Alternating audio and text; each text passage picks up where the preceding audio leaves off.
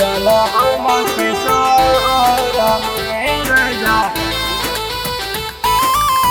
ले चलो हम के सहारा,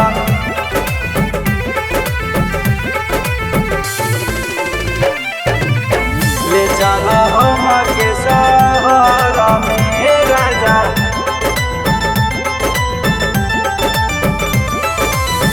नए नया गवन करा के रख देला हम के नौकर बना के, नौकर बना के, नौकर बना के। नए नया गवन करा के रख देला हम के नौकर बना के, तो नहीं खूटा से बना के रहब घर में, गाँव न रहब सासन न सहब, ले चल हम के सहारा में, ले चल हम के सहारा में राजा, ले चल हम के सहारा में। Mix by Rajiv recording studio औदालपट्टी।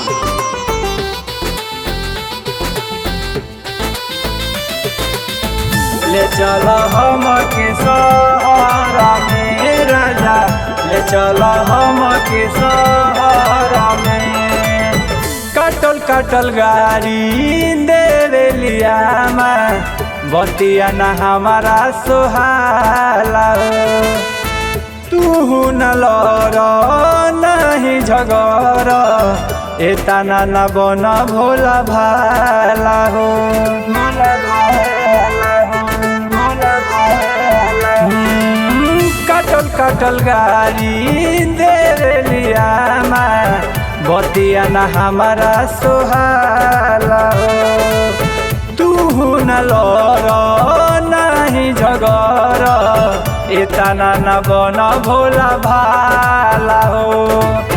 तो एक दिन पनियो मिला ले जोहर में, गावे न रहब सासन न सहब, ले चल हम के सहारा में, ले चल हम के सहारा में राजा, ले चल हम के सहारा में राजा।